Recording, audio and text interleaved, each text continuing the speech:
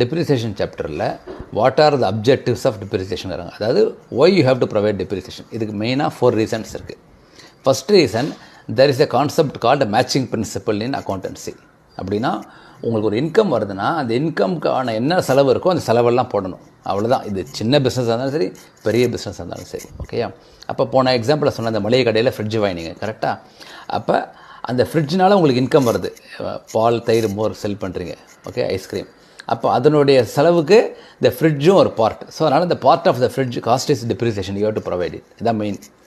Second வந்து உங்களுக்கே ஃபைனான்ஷியல்ஸில் true value இருக்கணும். ஏன்னா 5 இயர்ஸ் கழிச்சு நீங்கள் ஃப்ரிட்ஜை விற்கும்போது அது பாதி ரேட் தான் போகிறதுன்னு வச்சுவாங்க. அப்போ அந்த லாஸை நீங்கள் யூ கேனாட் புக் இட் இந்த 5th இயர், கரெக்ட்? அதனால் every year you have to provide.